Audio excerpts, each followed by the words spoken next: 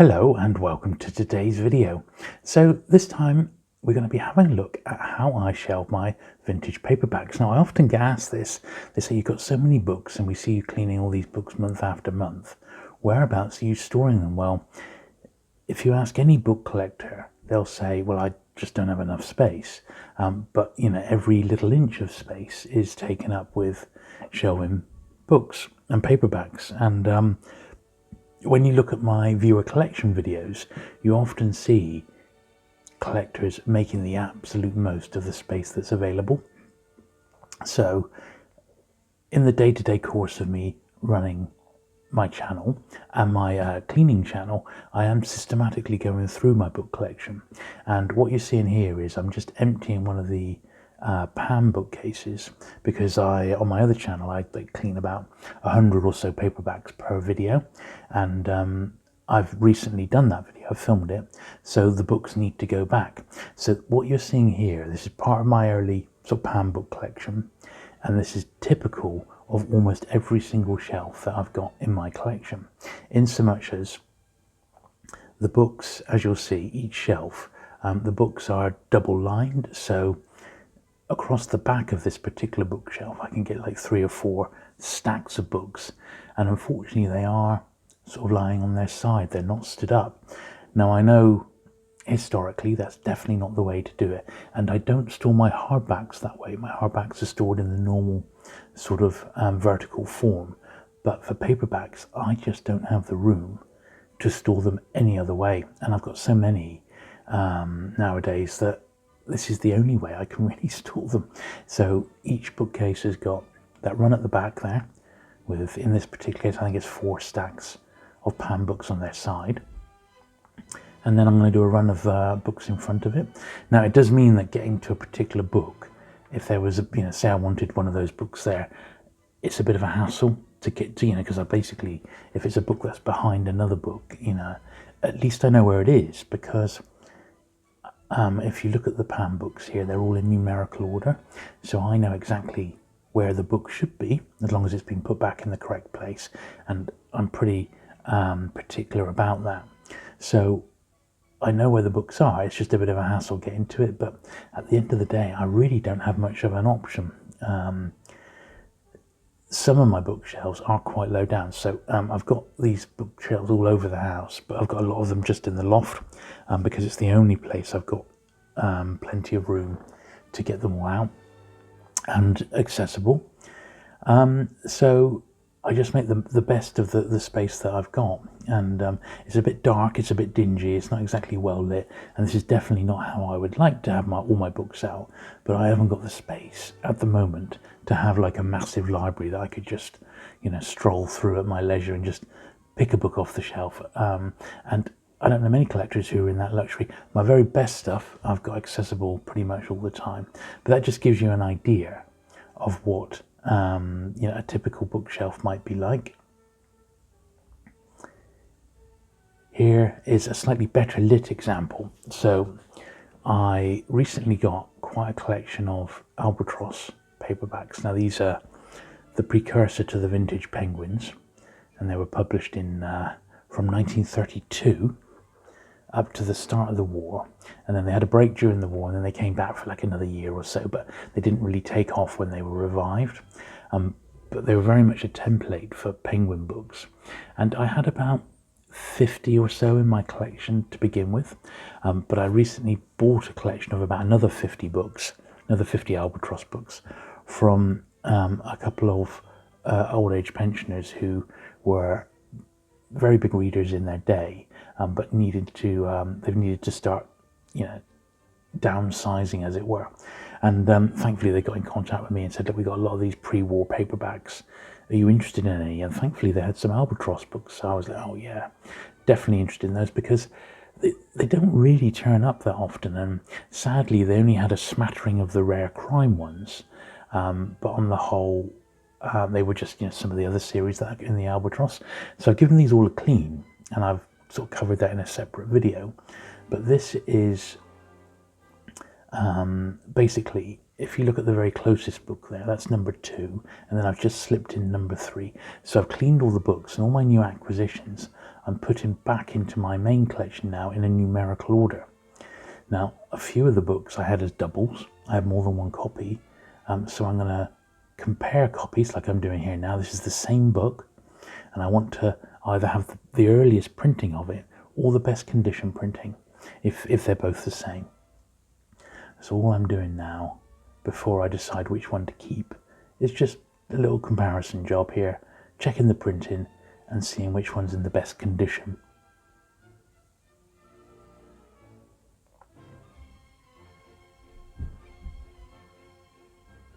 So I've decided on that one, which makes sense. It looks the best one from a distance. Here's another one I've actually got 2 copies of. Apocalypse by D.H. Lawrence. Once again, apologies for the lighting. It's not ideal in my loft where this particular bookcase is, but it's actually absolutely fine when you're there. But for filming purposes, it's not. And I haven't got my spotlights up there or anything like that, so it's quite tricky to drag all that equipment up into the loft. There just isn't really room for it. So I'm having to make the best I can with the light that's available.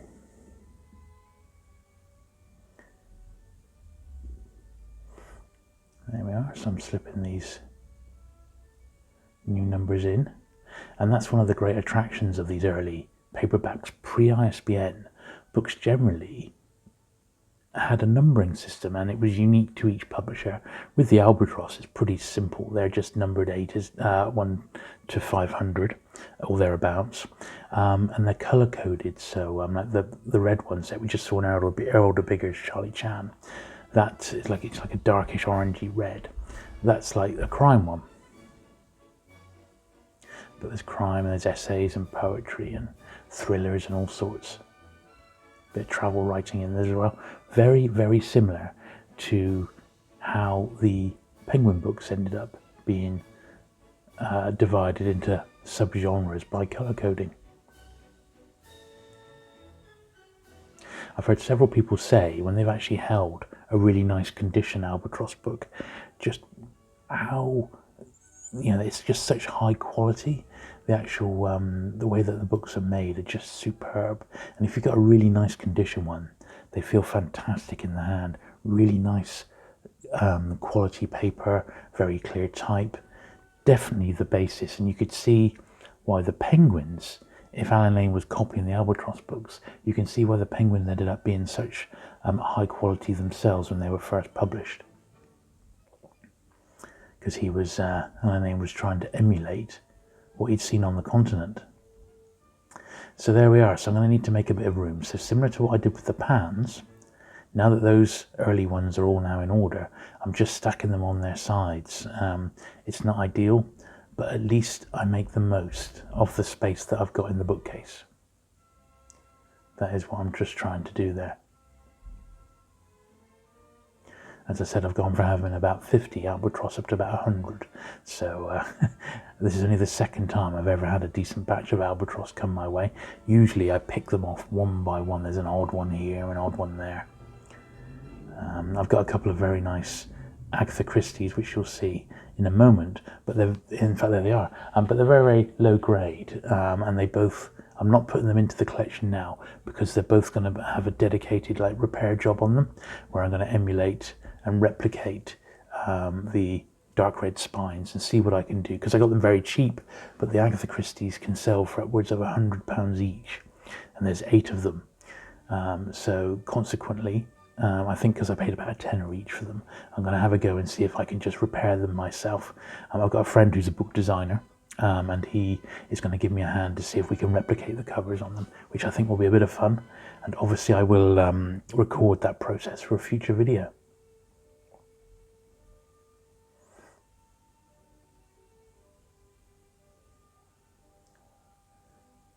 There we are, just adding another little wedge on before I shunt a few to the back there, which is what I'm doing now. So in these particular bookcases, these are ones I get from IKEA. I think they're called Billy, I think is the bookcase name. I can get 3 stacks in total, and then I'm just going to put the rest in the front. And as you can see in the distance, and we will have a look at some of my other shelves at the end of this video, but you can see in the distance there how I've used this technique on other publishers. So the shelf just below the one that we're looking at has got my Fontana books in. The one to the right has got some early Hutchinson books in. The one above it has got some digits or something like that in. So it's a technique that I use just to make the best use of the space that I've got, basically. Certainly getting a dedicated library built, which is also somewhere where I'll be able to film as well. Sometimes, when I'm not in the studio, that is very much on the cards in the next few years. Once my youngest son has left home, but that's not going to be happening anytime soon. So it could be a few years before I get into that dream scenario of having a dedicated library. But that's the thought. That's how I'm going to spend my retirement. Okay, so it looks like I've pretty much got most of these sorted now numerically.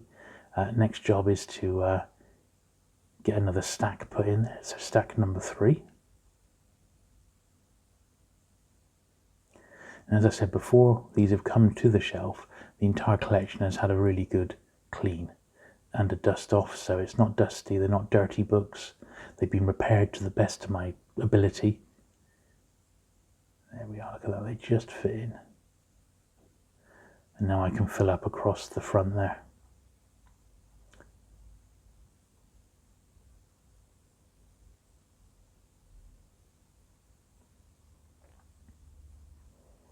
Making the absolute best use of the space available. So no voodoo, it's not ideal. I'd love to have dedicated purpose-built bookcases for my paperbacks. I used to have them for my penguins, but when the children came along, and we had a dog as well, we got a dog, I didn't really want them exposed to that. So they've gone safely up here. But even so, I just pop the last of these few in, and then we'll have a very swift tour of my other bookcases, so you can just have a little look at a few of those and see what you think of them. And I try and split it up by publisher. Some of my American and British miscellaneous publishers are they're just sort of A to Z by the publisher and then the series number. But on the whole, each sort of little shelf like we're looking at here is dedicated to one particular sort of publisher. Haven't really got a lot of room for any more Albatross, have I?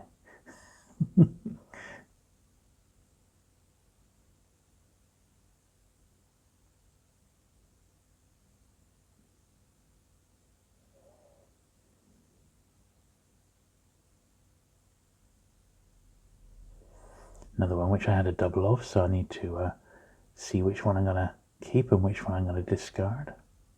Same again with these two. It's funny, certain ones do seem to turn up a bit more common than others, and I do wonder if some of them actually had, even though they weren't supposed to, I wonder if they actually did have distribution in the UK.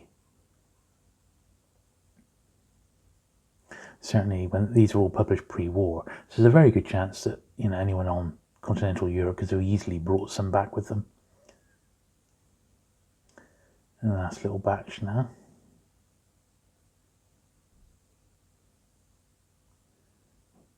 Another double. I did end up with about 7 or 8 doubles, and I just list my spare paperbacks, generally speaking, on my eBay page, and there's a link to my auctions in the description down below. You can always contact me direct, so I've probably still got, I sold about 100 Pan books recently to one of my viewers, and if you do ever fancy, I've got a lot of spare Pans, probably another 400, 500 to get through, but I often have stacks of other paperbacks. If there's something you particularly want, just message me or email me, and I'll let you know if I've got any. I'm usually pretty reasonable with my pricing. There we are. So look, unfortunately, I've run out of room. So getting the last couple in there, and just to space constraints, what I tend to do, if I've filled up the complete round the back as well as in the front, I just leave the last few books just resting on top. because I literally have no other option.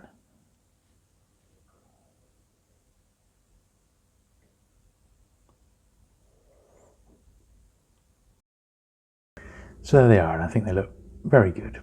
So here's a bit more of a close-up look at some of the other bookcases. Here's my Collins Crime Club. There are the Albatrosses we've just been looking at. All looking very nice now. Then I've got some Badger books. A few mugs in front. You know, I try and customise my shelves. There's some of my vintage Fontanas. And I do try and keep the shelves interesting, but publisher by publisher. There's my hard case crimes. And it's just the way I like to display my books. There's my early Hutchinsons. Then there's some digit books behind, and then there's more digits and early British paperbacks there. Some of my American nightstand and nighttime ones. Here's my Pam books. I got some James Bond related memorabilia. I've got a dedicated Bond shelf at the top. And then I've got my other Pam books numerically. There's a few new acquisitions to be filed away there. I'm still actively collecting the Pam books, as you know. And all I'm doing is making the absolute most of the space that I've got. That's cool, isn't it? Also Pam, James Bond related point of sale items, which I love. Absolutely love those. But there you go, I hope that's helped. And you've got a little glimpse of how I shelve my paperbacks. And as I said, I just make the most of the space that I've got. And there's the penguins. So if you have enjoyed this video, do please give it the thumbs up. Hit that subscribe button for regular vintage paperback content, and I'll see you again very soon. Bye.